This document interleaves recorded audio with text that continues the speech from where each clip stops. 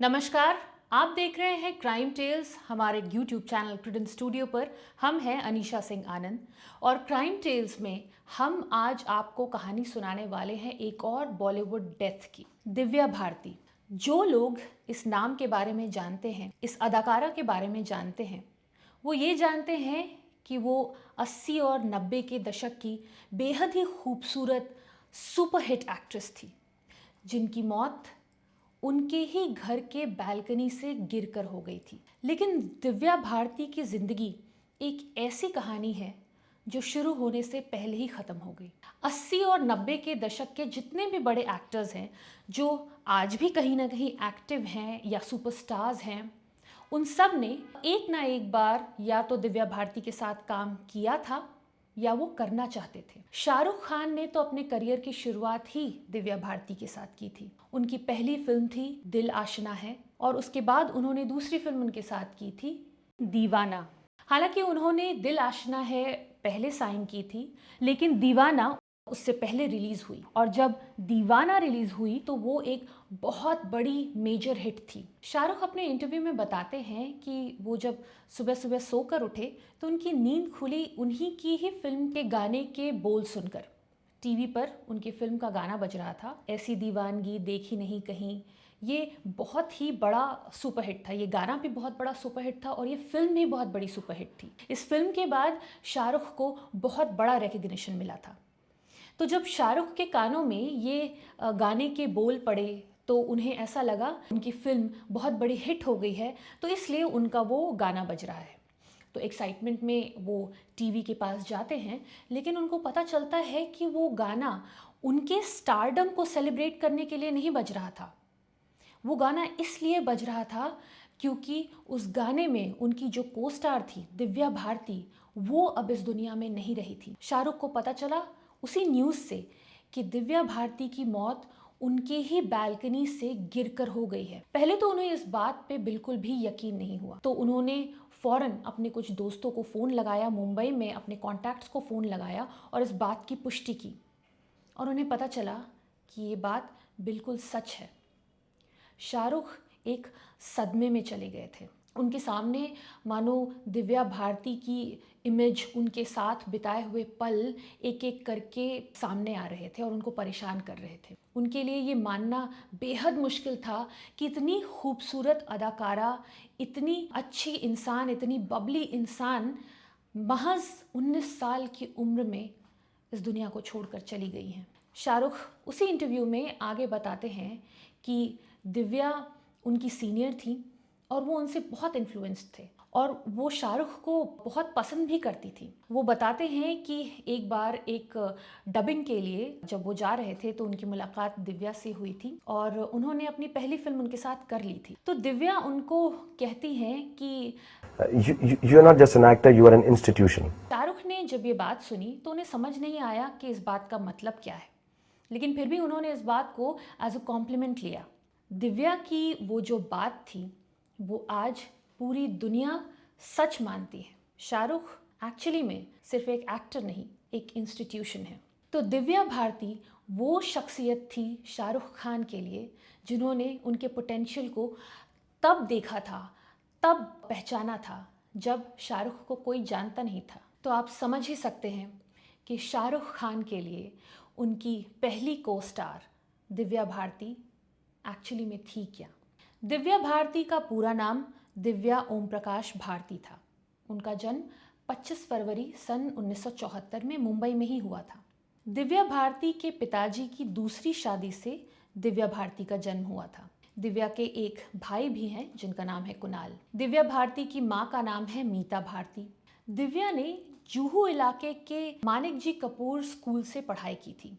हालांकि उन्होंने सिर्फ 9वीं तक ही पढ़ाई की थी क्योंकि 14-15 साल की उम्र में उन्होंने मॉडलिंग की शुरुआत कर दी थी। पढ़ाई में वो थोड़ी एवरेज ही थी, लेकिन उनका पूरा ध्यान एंटरटेनमेंट इंडस्ट्री की तरफ था। वो बहुत कोशिशें कर रही थी कि उनको जल्द से जल्द बॉलीवुड में ब्रेक मिल जाए और सन 1988 में उन्हें उनका पहला ब्रेक भी मिला। उन्हें उनकी पहली फिल्म मिली गुनाहों का देवता। लेकिन कुछ ऐसा हुआ कि फिल्म साइन करने के बावजूद भी उनका रोल उस फिल्म से हटा दिया गया और उनके बदले जूही चावला को कास्ट कर लिया गया। उसके बाद गोविंदा के बड़े भाई कीर्ति कुमार ने, जिन्होंने दिव्या भारती को एक वीडियो लाइब्रेरी में देखा था, उन्होंने मन बना लिया था कि वो अपने भाई गोविंदा, जो कि उस समय के टॉप के एक्टर थे, उन्हें दिव्या भारती के साथ कास्ट करेंगे। उन्होंने दिव्या भारती को अप्रोच भी किया, लेकिन फिर कुछ ऐसा हुआ कि इस बार भी दिव्या भारती इस फिल्म को ज्वाइन नहीं कर पाई और उनके रिप्लेसमेंट में एक बार फिर जूही चावला इस फिल्म में आ गई।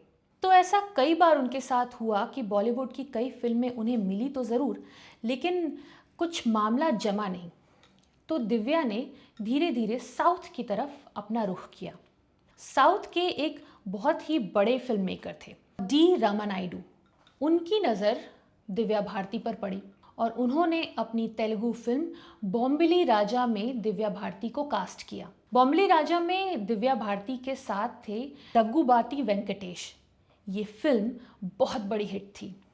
साल 1990 में ये फिल्म आई और दिव्या भारती तेलुगु सिनेमा पर छा गई। उसके बाद उन्हें मिली एक तमिल फिल्म जिसका नाम था नीला पेन। इस फिल्म में उनके को स्टार थे आनंद। ये फिल्म भी सुपरहिट थी।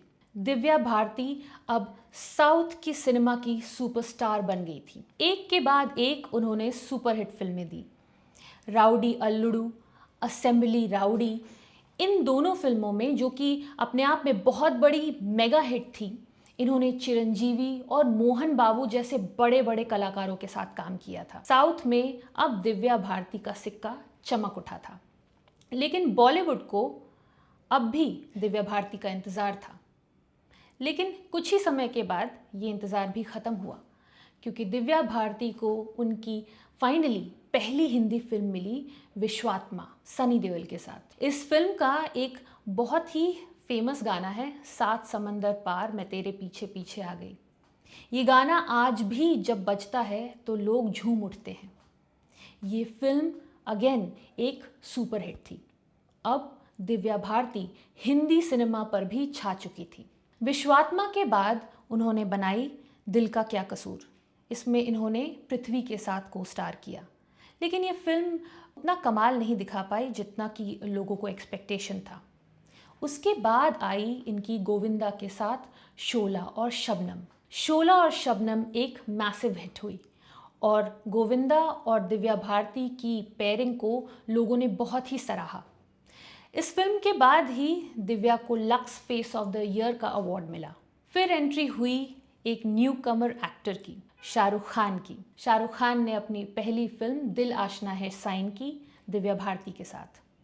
दिल आशना है हेमा मालिनी जी ने डायरेक्ट की थी, लेकिन ये फिल्म आने से पहले उनकी दूसरी फिल्म दीवाना रिलीज़ हो गई। और जैसा कि आपको बताया, दीवाना was also a massive hit. दीवाना के बाद शाहरुख और दिव्या भारती की पेयरिंग लोगों को खूब पसंद आई, जिसके बाद दिव्या ने एक के बाद एक 25 फिल्में की, जिसमें से मैक्सिमम सुपरहिट थी। इन फिल्मों में से कुछ फिल्में थीं जान से प्यारा, गीत, दुश्मन ज़माना, सुनील शेट्टी की डेब्यू मूवी बलवान, मल्टी स्टारर फिल्म क्षत्रिय। ये सारी फिल्में मेजर हिट्स थीं। 3 साल के छोटे से करियर में दिव्या भारती एक बहुत बड़ा नाम हो गई थी। हालांकि कंट्रोवर्सीज भी इनका पीछा नहीं छोड़ रही थी, बहुत सारे एक्टर्स के नाम इनके साथ जोड़े जा रहे थे, लेकिन दिव्या भारती ने इन सारी अटकलों को एक पूर्ण विराम दे दिया जब उन्होंने गुपचुप शादी कर ली साजिद नाडियाडवाला से। साजिद नाडियाडवाला एक डायरेक्टर थे, प्रोड्यूसर थे, और साजिद से उनकी मुलाकात पहली बार शोला और शबनम के सेट पर हुई थी। साजिद गोविंदा से मिलने के लिए आए थे उस सेट पर, और उसी दौरान पहली बार उन्होंने दिव्या भारती को देखा था। लोगों की अगर माने तो दिव्या और साजिद के बीच में it was a love at first sight. Sajid ने शादी का प्रपोजल दिव्या भारती के सामने रखा और दिव्या भारती ने फौरन उन्हें हाँ कह दिया। हालांकि जब उन दोनों के बीच में रोमांस की शुरुआत हो रही थी तो दिव्या अडल्ट नहीं थी, लेकिन जैसे ही वो 18 साल की हुई तो उन्होंने साजिद से शादी कर ली।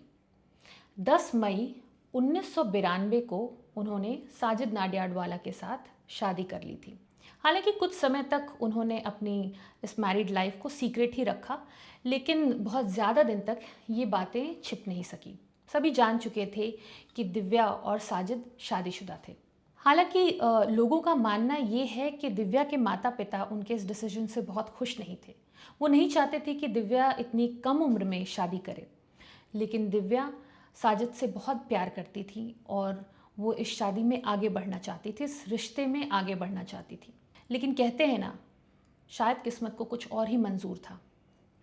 लोगों का कहना है कि इस शादी के बाद दिव्या काफ़ी अलग थलग सी हो गई थी, काफ़ी अकेले हो गई थी, क्योंकि उनका परिवार उनसे काफ़ी दूर था।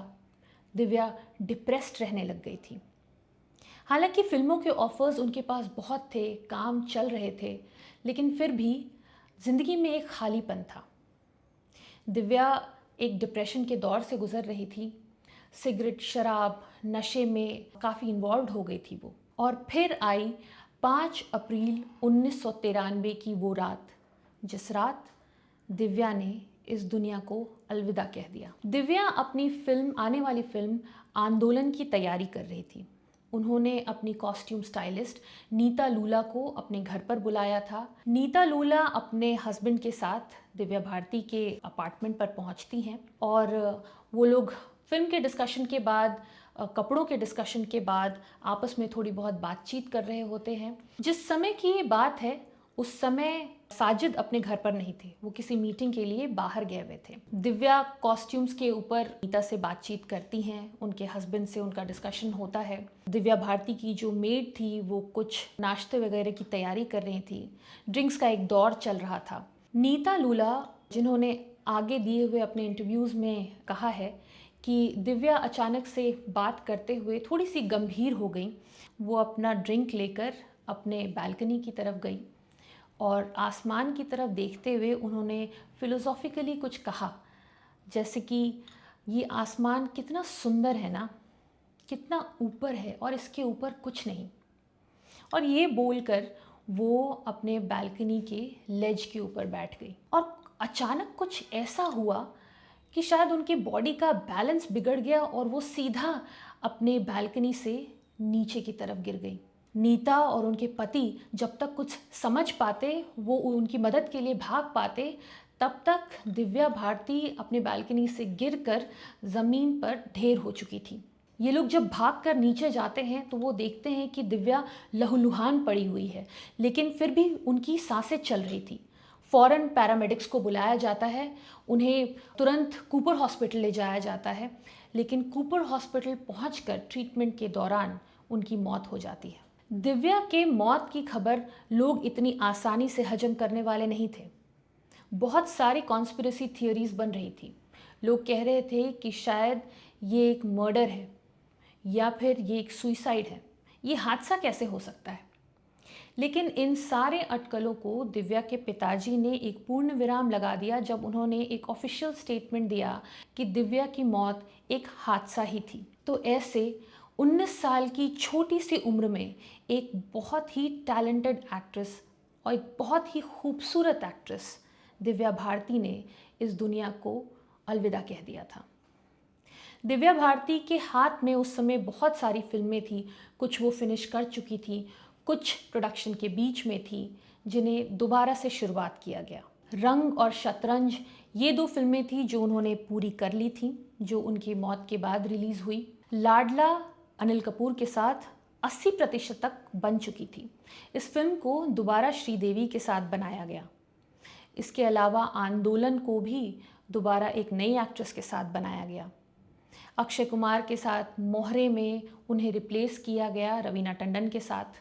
तो ऐसे बेहद ही कम समय में दिव्या भारती ने एज एन एक्टर वो सारी चीज़ें अचीव की, वो स्टारडम अचीव किया, वो पॉपुलैरिटी और प्यार अचीव किया जो कोई एक मंझा हुआ एक्टर 30 साल के करियर में भी नहीं अचीव कर पाता। ईरान में अमिताभ बच्चन और श्रीदेवी के साथ साथ दिव्या भारती की भी तस्वीरें मिलती हैं। उन्हें वहाँ अब भी एक ब्यूटी क्वीन के नाम से याद किया जाता है। इंडियन सिनेमा के इतिहास में दिव्या भारती जैसा ना कोई था, ना कोई होगा। दिव्या भारती की लाइफ और डेथ की स्टोरी के बारे में आपको क्या लगता है, हमें कमेंट बॉक्स में ज़रूर लिखिए। अगर आपको हमारा कंटेंट अच्छा लगता है तो प्लीज़ लाइक कीजिए, शेयर कीजिए, और अगर आपने हमारा चैनल अब तक सब्सक्राइब नहीं किया है तो प्लीज़ सब्सक्राइब कीजिए, हमारे साथ जुड़िए, हमें सपोर्ट कीजिए। मिलेंगे फिर एक नए एपिसोड के साथ, एक नई कहानी के साथ हमारे शो क्राइम टेल्स में। तब तक अपना ख्याल रखिए। Thank you so much.